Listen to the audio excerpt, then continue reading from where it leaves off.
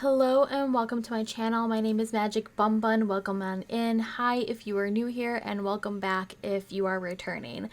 This is part of a series of where I want to teach you different ways to use tarot and oracle cards for different style of readings, how you can better learn the tarot and advance your knowledge. So this is really great if you're a beginner, a tarot enthusiast, or you're a tarot reader looking to find different ways of reading the tarot. Now, this is a bit of a not controversial, I wouldn't say that. This is a bit of maybe a heavier topic to start off this series. This video I'm recording right now is going to be one of my very first ones because I'm really excited about it. I'm really excited and really passionate about this. As you can tell by the video and or the thumbnail, whatever I choose to use in the future, this is about deities. This is about finding your deity. Now, this is about using oracles, though. I have to emphasize that. Using this with oracles, how I purchase these oracles with the intent for helping people find their deity, or not really like maybe their specific deity, but it's more about getting you started in the right direction. A lot of questions a lot of tarot readers do receive is, what deity is trying to work with me? Like, I have no idea where to begin, and there's a lot of different ways, and this is a very personal journey. Tarot can be a hit or miss. Sometimes it's really hard because there's so many deities out in the world. It's really hard to narrow it down. Okay, so this is about you just kind of getting a starting path. This is about kind of giving you just like a little bit of guidance so you can do the research on your own, because a lot of this is still going to be on you, whoever's watching this. If you're like, hey, I want to find out who my deity is, like, this is more about the research you have to do, and you can do that research by reading books from your library, mythology books, like things that you're kind of interested in, some topics to kind of get you started, to find out really what deity has the same values as you. When you do, if you do spell work, what type of spells are you really good at? Do you really are passionate about? Are there deities that can help with the influence of those spell works that you're willing to work with? If you are a tarot reader, are there divination specific deities that maybe would call to you or send you messages that you really want to work with? So that's what I'm saying. It's a very much more personal, but this is kind of what I go through. And if you're a tarot reader and you want to provide this as a service to your clients, I hope this really does help you. I'm kind of going to go through what I do when someone asks me, hey, what deity is calling to me? Can you help me get started? This is what I do. Okay, so I invested in these two oracle decks, and either one will work. Typically, I like to ask the client, which one are you being called to? I have this one because there's also a lot of energy, and if you want to go a deity that is more feminine or a deity that has more masculine properties. So one of these decks is purely feminine. The other one has a good blend of both because I put two oracle decks into one because I wanted to see that flexibility. I didn't want it to be just masculine or just overall feminine, but I do have that option because I think a lot of times people really like the feminine type of deities. So I have a deck that's just for that, but also because I can't really mix it in with anything. There is no masculine form for this, or non-binary. There's none of that. So I try to at least try to get both together with the other one. But this first one here is Witches of Legend. This is the guidebook. Let me show the box. There's the name of the artist and the author. And here are the cards. And the process that I go through this is the same for both, so I will just pick one and I will show you what happens. So these are the back of the cards, and this is the artwork. It's not as if I just shuffle these and say, okay, you get this one, so this is your deity. Like, that's not how it works. That's not how I do it. So just so you're aware, I'm going to go into a deeper, detailed, hopefully still short video. I'm trying to keep these videos like under 10 minutes long, but I wanted to show that. Okay, so that is the first one. Sometimes people just go by artwork. They're just like, I'm pulled to this one. I understand why. It's beautiful artwork. There are some still feminine presenting deities in here that still have masculine qualities. There, you know, there's a blend of both, but it's overall more of a feminine take. So that's why I would try to have this option here, which is, these are just the empty boxes. I actually have them in a different pouch, but this is God and Titans and Goddesses and Sirens. So I took these and I mixed it together because, you know, more possibilities that way. We don't want to be, you know, like you're just gonna get the set here. Also because this one is still very small, like the amount of cards, which is understandable because of the beautiful artwork. So I have everything in a pouch here. And I will switch to the other camera so you can see what I'm doing down here. I just need to get the cards out. So you can see, I've got small hands, so this is a beast.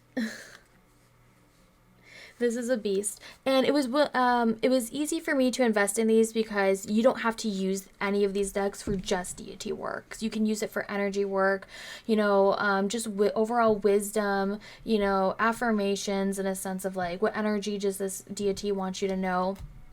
You're not, you know, you don't have to use it for just deity work. But this is the style of artwork. And then you can see the gold cards are the goddess cards, and the like iron gray color is the masculine cards, the god cards, I should say.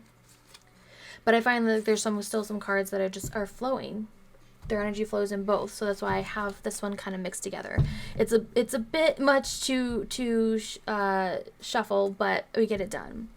Okay, so this is kind of like the mindset that I do this. I'm gonna switch to the other camera.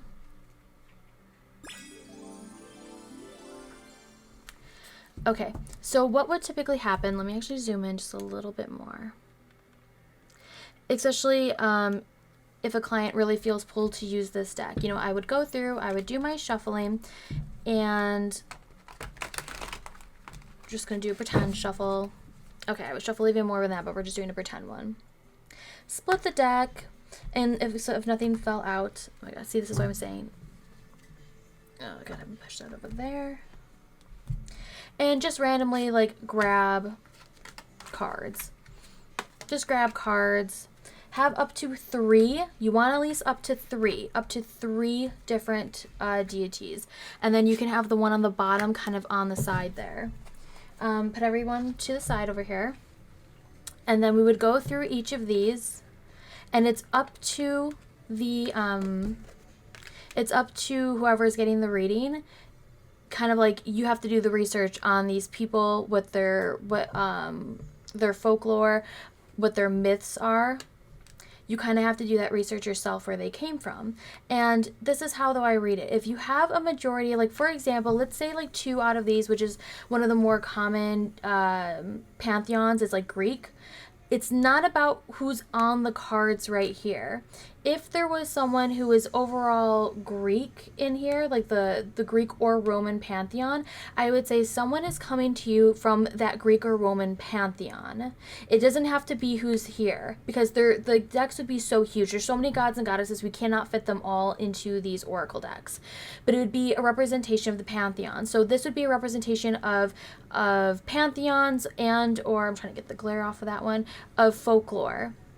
So this person is just representing the deities that are present on these cards are representing of the pantheon or the folklore that is behind them. It doesn't necessarily mean them. And then this is still optional because in this way we kind of have it at odds. So if there's one pantheon that's like overruling the others, if it's not a fair split, you would see that right away. If we put this one in here, it could like that could change the balance of things. So that would be like the first hint. The second one is like, okay, so we have more feminine type of energy than we do with the masculine being present. Again, if you don't count this one. So it'd be a more feminine energy that might be reaching and calling out to you. And then it would be going through the guidebooks that come with each of these decks to find out what qualities and what signs are represented by these pantheons. Like what signs, so that if you have a pantheon either in mind, you would find those signs there. Because there's a lot of times with a lot of different pantheons that one person you can find find them in different versions of different pantheons. Like it's just like the overall energy of this deity. You can find, like, if you find Aphrodite, it is also Venus.